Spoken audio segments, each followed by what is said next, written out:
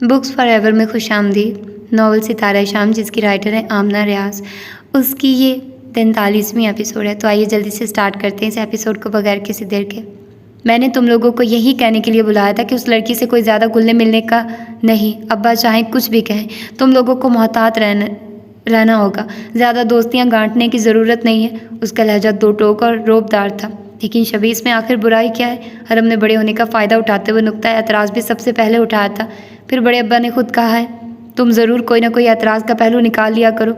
शबी ने हस्बे तवक्को भड़क कर कहा, अब्बा वो बात नहीं समझ पा रहे जो मैं कह रहा हूँ। बीजान आएंगी तो वो भी मेरी ही बात को दुरुस्त कहेंगी, और तब तो उस लड़की को यहाँ से जाना ही पड़ेगा। और मैं ये भी जानता हूँ कि बीजान को तुम तीनों का उससे घिलना मिलना भी अच्छा नहीं लगेगा, इसीलिए ताकीद कर रहा हूँ। अच्छा ठीक है, हरम ने जान छुड़ाने वाले अंदाज में कहा और नमल और तन्मा को इशारा करती दरवाजे की तरफ चल दी। और तुम?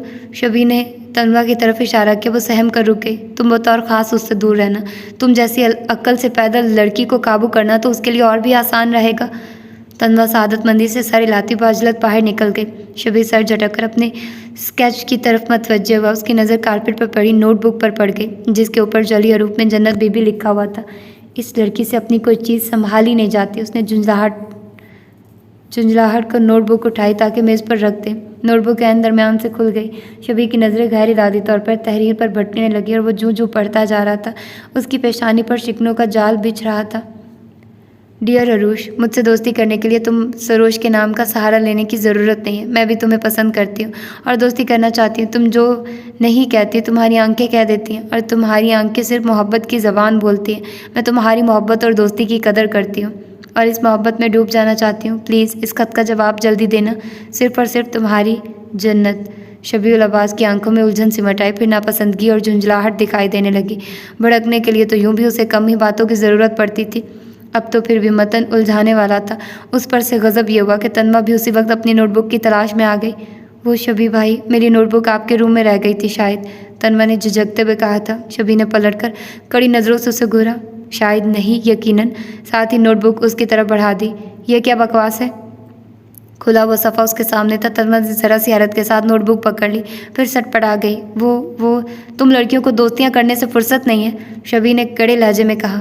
ये मेरी फ्रेंड ने मजाक में लिख दिया था। तन्मा ने सरासमा होकर वजाहत पेश की। यह महज कोशिश ही की, यानी एक और वाहयात फ्रेंड तुम्हारे पास पहले से मौजूद है, शबी ने जहर खान लहजे में कहा था। तन्वा का झुका हुआ सर इतना झुक गया कि थोड़ी सी हंसरी की हड्डी से टकराने लगी। मेरी बात कान खोल कर सुन लो। फ़ौरन से बेशतर अपनी दोस्तियां महदूद कर लो। मैंने तुम्हें कॉलेज में एडमिशन से पहले भी समझा दिया था कि किसी उठपटांग सरगर्मी की खबर ना मिले मुझे, और फिर भी तुम ऐसी चीप लड़कियों से दोस्ती गांठे फिर रही हो। आप गलत समझ रहे हैं। आंसू पहले निकले, लफ्ज़ लबों से बाद में अदा हुए थे। मैं सच कह रही हूँ, मेरी फ्रेंड ने मजाक में लिख दिया था। शबी मज़ीद चिढ़ गया। इसीलिए मैं तुमसे बात करना पसंद नहीं करता। आंसुओं के बगैर तो तुम्हें बात करना आता ही नहीं है। जाहिल। तन्वा की हिचकियाँ ही बन गई। Get lost, just get lost, Shabi ने चिंगाड़ कर कहा। और अगली बार मुझे अपनी शक्ल तब दिखाना जब इन आंसुओं से छुटकारा हासिल कर लो। तन्वा सरपट बाहर भागी। शबी बेवजह गुस्से से खौलता रहा। माँ बाप अपनी झोंक में थी। तन्वा गमज़दा और हवास भागता राहदारी के किनारे बुरी तरह टकरा गई। अरे भाई ध्यान से, मावा ने ही कुछ हाजिर दिमागी का सबूत देते हुए अपने साथ साथ उसे भी गिरने से बचाया था। चोरी की है या महज तफरी के लिए भाग रही हो? हस्बे आदत मावा ने संजीदगी के साथ इंतहाई गैर संजीदा सवाल जड़ा। तन्वा के पहले ही आवाज़ दुरुस्त नहीं थे, आन की आन और भी हौंक नजर आने लगी। मावा ने बगौर उसे देखा, फिर ताज्जुब से बोली, अरे तुम तो रो भी रही हो। इस्तफसार था या महज बात बराए बात, तन्मा समझी नहीं। यूँ भी ताज़ा ताज़ा झाड़ खाकर निकली थी। समझ बूझ ने तकरीबन साथ छोड़ ही रखा था। कुछ तो बोलो तन्वा, हुआ क्या है आखिर तुम्हें? लेकिन तन्वा ने जवाब देने के बजाय आंसू पूछते हुए आहिस्ती से नफ़ी में सर हिला दिया। तो फिर क्या just for the sake of fun रो रही हो? मावा ने जोर देकर पूछा। लेकिन तन्वा मुस्तकिल नफ़ी में सर हिलाते तेज़ी से तकरीबन भागते हुए आगे निकल गई। अजीब लड़की है, मावा ने कंधे अचकाकर सोचा और आगे की तरफ चल दी। यूं ही चलते फिरते घूमते घामते हवेली के आर्किटेक्चर पर गौर करते हुए उसी तरफ आगे जिस तरफ पिछली बार हवेली की भूल भुलैयों में खोकर पहुंच गई थी। वहीं बरामदे की सीढ़ियां, सामने अहाता, कुआं, दरख्त और 3 अतराफ में बने कमरे। अजीब पुरस्रार छुपा था इस हिस्से में जो बैक वक्त उसे अपनी तरफ खींचता भी था और दूर रहने पर मजबूर भी कर रहा था। माँ उसे वहीं लड़की दिखाई दी। मावा उसे देखकर गैर इरादी तौर पर मोहतात हो गई। लगता है आप आज फिर रास्ता भूल गई हैं। वो लड़की मावा के पास चली आई। आइए बीबी, आपको आपके कमरे तक पहुंचा दूं। मावा ने महसूस किया वो पिछली बार से कहीं ज़्यादा पुरअतमाद दिखाई देती थी। एक बार रास्ता भूलने का मतलब ये तो हरगिज़ नहीं है कि हर बार ऐसा ही हो। मावा ने बज़ाहिर हंसकर लेकिन मायने खेजी से कहा, और मेरा ख्याल इस बार तो मैं बिल्कुल सही जगह पर पहुंची हूँ। खैर, नाम क्या है तुम्हारा? तस्नीम। अच्छा नाम है। मावा ने सरसरी सी नज़रें उस पर डालकर बंद दरवाज़ों को देखा। इन बंद दरवाज़ों के पीछे क्या है तस्नीम, जो तुम उनकी इतनी हिफाजत करती हो? गो के उसका अंदाज सरसरी था। राज हैं बीबी। हैं? क्या मतलब? तस्नीम हंसती। हर हवेली के कुछ राज होते हैं बीबी, जिनसे हवेली वाले वाकिफ़ होते हैं या हवेली के मुलाजिम। बाहर वालों को इन राजों से आशनाई की इजाज़त नहीं होती। इन बंद दरवाज़ों के पीछे भी राज छुपे हैं। इसलिए मेरा मशवरा मानिए, इन दरवाज़ों से दूर ही रहिए। इन्हीं दरवाज़ों से पर्दा उठाने तो मैं यहाँ आई हूँ, और मेरा दिल कहता है तस्नीम, इन बंद दरवाज़ों को खोलने में तुम ही मेरी मदद करोगी। हवा ने गहरी पुरसोच नज़रें तस्नीम के चेहरे पर डालते हुए सोचा, आपको किसी चीज़ की ज़रूरत हो तो बताइए बीबी, मैं आपके कमरे में पहुँचा देती हूँ। नहीं, फ़िलहाल तो किसी चीज़ की ज़रूरत नहीं, लेकिन अब मैं अक्सर तुम्हें ज़हमत दूँगी, समझी? नहीं ना? अच्छी बात है। कुछ मामलात में कुछ लोगों की समझ कम हो तभी बेहतर रहता है। अच्छा, मैं चलती हूँ। उसने मुस्कुराकर तस्नीम का कंधा थपथपाया और अपने रास्ते चल दी। तस्नीम उलझी हुई नज़रों से उसे देखती रही। ये लड़की रजब अली की बेटी है। ये खबर घूमते फिरते उस तक भी पहुंच ही गई थी, और दिल ही दिल में उसने बहुत कुछ सोच भी लिया था, लेकिन इस वक्त उसे ऐसा लग रहा था कि वो अपने इरादों में कभी कामयाब नहीं हो सकेगी, क्योंकि मावा का हाथ उसे अकल की तरफ से थोड़ा तंग लग रहा था। यहाँ से हटकर जिस वक्त मावा जो हरम के कमरे में पहुंची, तन्मा उसके कंधे पर सर रख के ज़ारो ज़ार रो रही थी। हरम उसे प्यार से सहला रही थी, जबकि नमल गुस्से से यहाँ वहाँ टहल रही थी। चलो अभी बड़े अब्बा से बात करते हैं, आखिर शबी भाई को किसने इतना इख्तियार दिया है कि? अरे मावा, आओ ना, दरवाजे में क्यों खड़ी हो? साथ ही साथ आंखों ही आंखों में नमल को इशारा भी किया कि खामोश रहे, लेकिन नमल हरम जैसी सुलझ और मामला फहम थी, और ना ही तन्वा जैसी डरपोक के किसी के डर से खामोश हो जाए। मावा पर एक उड़ती पड़ती नज़र डालकर इस वक्त भी उसने अपना बयान जारी रखा था। तन्वा समेत हम सब पर रोब जमाते हैं, ये सारी भी जान की दी हुई ढील है। और सच्ची बात है तन्वा, तुम्हारी बुजदिली का भी बड़ा हाथ है कि शबी भाई अपनी मनमानी करते रहते हैं। जिस वक्त वो तुम्हें डांट रहे थे, वो दो चार खरी खरी सुनाई होती तो मजाल नहीं थी कि दोबारा तुम्हें कुछ कहते। तुम्हारा भी दिमाग ही ख़राब है नमल, हरम ने उसकी नॉन स्टॉप चलती ज़बान से चिढ़कर कहा। तुम्हें नहीं पता कि तन्वा और शबी के दरमियान क्या रिश्ता है? अगर वो तन्वा पर हक जताता है तो सिर्फ इसी रिश्ते की वजह से। तन्वा कैसे उसे कुछ कह सकती है? रिश्ते की नोयत मुख्तलिफ होने का मतलब ये हरगिज़ नहीं है कि इंसान जान को ही आ जाए। नमल मुश्किल ही से कायल होती थी, और फिर हक जताने और महज रोब झाड़ने में बहुत फ़र्क होता है। हरम आपा, मंगेतर होने का ये मतलब तो नहीं होता कि लड़का लड़की को दूसरे इंसानों से काट कर ही रख देना चाहिए। अच्छा, मैं इस बात को ख़त्म करूँ? हरम ने किन से मावा को देखते हुए बहस समेटना चाहिए। मैं इस बहस को ख़त्म नहीं कर सकती। मुझे इतना गुस्सा आ रहा है उस लड़की पर, हद होती है बुज़दिली की। हर बार किसी न किसी बात पर टसवे बहाकर चुप हो जाती है। ये नहीं कि उसी वक्त दो बातें सुनाकर अपने दिल का बोझ हल्का कर ले, और उस पर से भी जान सीनियर हिटलर, ये नहीं कि अपने जाननशीन हिटलर जूनियर को भी साथ ही ले जाती बिठा गई हमारे सरों पर रोब जमाने के लिए। क्या हमारे माँ बाप मौजूद नहीं जो हर हदायत हमें शबी भाई की तरफ से जारी की जाती है? नमल बहुत ही गुस्से में थी। बस कर दो नमल, खुदारा बस कर दो। हरम को बुरी तरह ताव आया। एक तो बेचारी तन्वा वैसे ही रो रो कर हलकान हो रही है, इस पर से तुम्हारी बकबक ख़त्म होने का नाम नहीं ले रही। मेरी चिड़चिड़ इसलिए ख़त्म नहीं हो रही कि शबी भाई के सामने आपने मुझे बोलने ही नहीं दिया, लेके हाथ दबा दिया। मेरा भाई है वो मेरा, अगर किसी बात पर कुछ कह भी दिया तो कौन सी क़यामत आ गई, भूल भी जाओ। हरम चाहती थी जल्दी जल्दी ये मौजू ही सिमट जाए, ताकि मावा के सामने बात खुले ही नहीं। ख्वाह भूल जाओ। चलो तन्वा पर पाबंदियाँ लगाई, बात किसी हद तक समझ में आती है। कुछ लोग बीवी और मंगेतर के मामले में पॉजेसिव होते हैं, लेकिन हमें क्यों मना किया कि मावा से बातचीत ही ना करें? हरम ने सर ही पीट लिया। वही हुआ जिसका डर था। मावा के तासुरात ही बदल चुके थे। हे, मुझसे बात करने से मना किया, लेकिन क्यों? वो जो अब तक उनकी सारी गुफ्तगू से लाताल्लुक़ नजर आने की कोशिश कर रही थी, उसने अचंभे से पूछा। सिर्फ बात करने से मना नहीं किया, तुमसे दूर रहने के लिए ऑर्डर जारी किए हैं, नमल ने जलकर कहा। वाकई? मावा ने दिलचस्प कहका लगाया, यूँ जैसे बड़ी अच्छी बात हुई हो। तीनों ने बैक वक्त उसको देखा। इसमें इतना हंसने की क्या बात थी आखिर? लेकिन मावा ने उन तीनों के तासुरात पर ज़्यादा तवज्जो नहीं दी। वो मज़े से पैर झुलाते हुए दिल ही दिल में बहुत कुछ सोचने में मसरूफ़ हो गई। तो साबित हुआ शबीउल अब्बास भट्टी कि तुम मुझसे खाइफ हो, तभी तो अपनी कज़न्स को मुझसे दूर रहने की ताकीद करते फिर रहे हो। अब भाई का मज़ा, तुम्हारा नाम तो शबीउल अब्बास की बजाय अकड़ू भट्टी होना चाहिए था। अब देखना, मैंने भी तुम्हारी बसात तुम पर ही ना उलटती तो मेरा नाम मावा एहसान नहीं। वो मज़े से इरादे बांध रही थी। अब इस मौजू पर कोई बात नहीं होगी, तुम तो हद ही करती हो नमल। और तन्मा उठकर फ़ौरन मुँह धो हरम बड़ी आपा का रोल निभाते हुए बोली, इस बात की परवाह किए बगैर कि शबीउल अब्बास लड़कियों को उससे फासला रखने की ताकीद कर चुका है। मावा आराम से बैठी उनके साथ गप्पे लड़ाती रही। फिर जब मम्मी को फ़ोन करने के ख्याल से वहाँ से बाहर निकली तो हरम उसके पीछे ही चली आई। मावा, वो तकरीबन आधी राहदारी अबूर कर चुकी थी जब उसने अपने अकब में हरम की आवाज़ सुनी। मावा ने गर्दन मोड़कर देखा। हरम तेज़ तेज़ चलती उसकी तरफ आ रही थी, लेकिन मावा ये देखकर भौंकचा रह गई कि हरम की चाल में वाज़ेह लड़खड़ाहट थी। रुको मावा, मुझे तुमसे बात करनी है, हरम ने करीब पहुंचते हुए कहा। मवादा वो फिर से चल पड़ी। हरम, ये उसका उलझा हुआ सा इस्तफसार और निगाहों का रुख पैरों की तरफ था। क्या? हरम ने कदरे ताज्जुब से अपने पैरों की तरफ देखा, फिर आहिस्तगी से बेमतलब हंसती। अच्छा ये, ओह मैं समझी, पता नहीं क्या हुआ। ये तो मेरे पैर में बचपन से लंग है। अब तो इसकी इतनी आदत हो गई है कि अगर मैं लंगड़ा कर ना चलूँ तो अजीब लगेगा।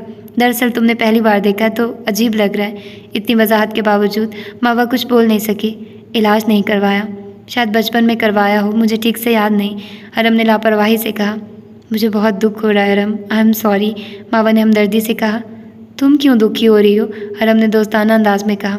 इस हवेली में रही नहीं होना, इसलिए तुम्हें कुछ भी नहीं पता। बेजान की सारी औलादों को अल्लाह ने किसी न किसी आजमाइश में ज़रूर डाला है।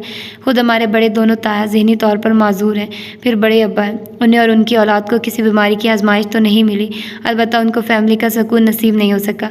फिर हमारे अब्बा हैं तो उनकी औलाद में से मुझे बीमारी मिली है। उफ मावा, तुम क्या क्या सुनोगी, बड़ी लंबी दास्तान है।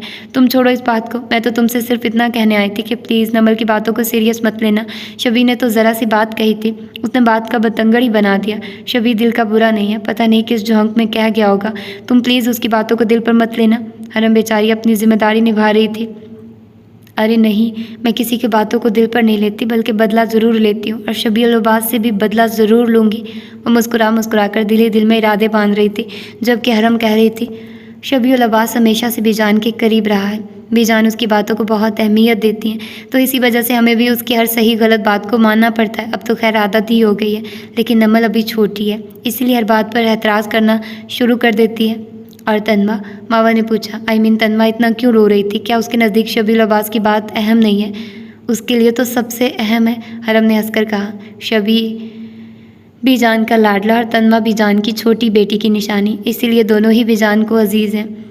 इसी बिना पर बीजान ने तन्वा के पैदा होते ही उसे शबी से मंसूब कर दिया था। अब मैं और नमल तो शबी की किसी बात से फिर भी इनकार कर सकते, लेकिन तन्वा हरगिज़ नहीं।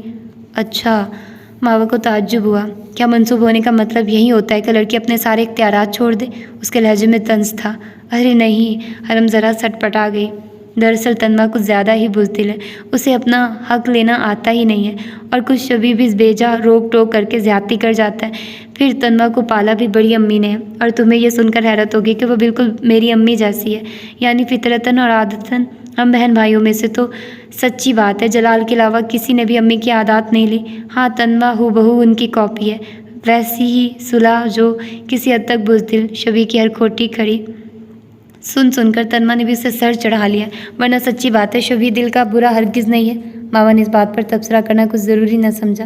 और तन्वा के पेरेंट्स, उसकी मम्मी को तो मैंने अब तक नहीं देखा। ये भी बड़ी अफसोसनाक बात है कि तन्वा की पैदाइश के कुछ अरसा बाद बेटी पैदा करने के जुर्म में तन्वा के वालिद ने जरी पुप्पो को तलाक दे दी थी और तन्वा शायद बामुश्किल 1.5 साल की होगी जब पुप्पो का भी इंतकाल हो गया था।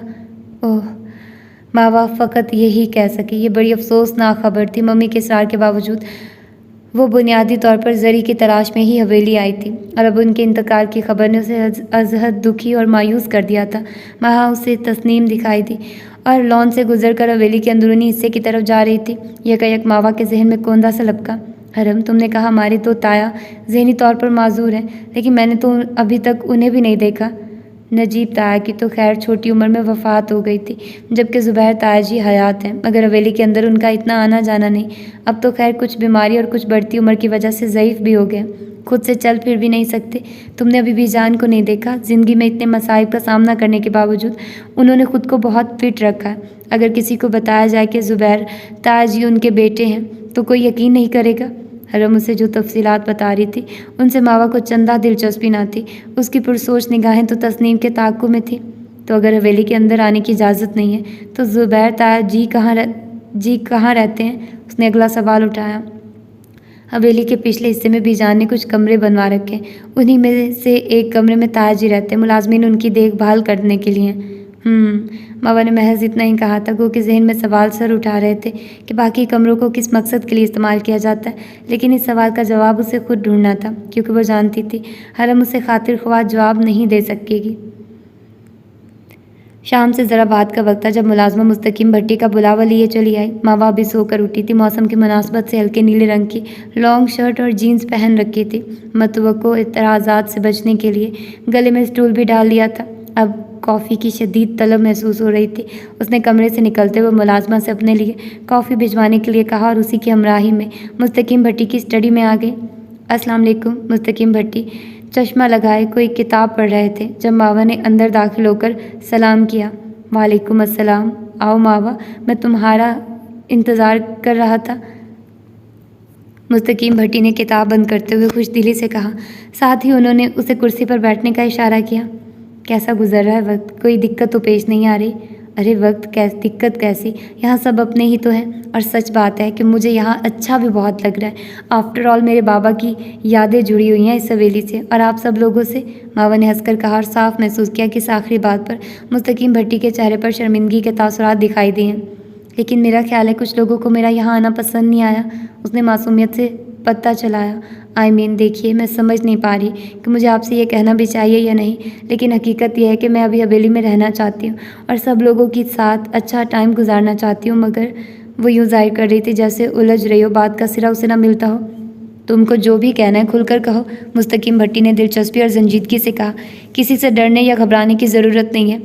डर या घबराहट वाली तो कोई बात नहीं ताया जान, लेकिन मुझे अजीब सा लगा जब लड़कियों ने बताया कि शबीउल अब्बास ने उन्हें मुझसे बातचीत करने से मना किया है, और ये बहुत इंसल्टिंग लगा मुझे। क्या शबीउल अब्बास ने ऐसा कहा? मुस्तकीम भट्टी ने अचंभे से पूछा। जी हाँ, बिल्कुल, और मेरी तो खुद समझ में नहीं आ रहा कि उसने ऐसी बात किस बेस पर की है। मेरी उससे कोई दुश्मनी तो नहीं है, उसने साबका अंदाज में कहा था।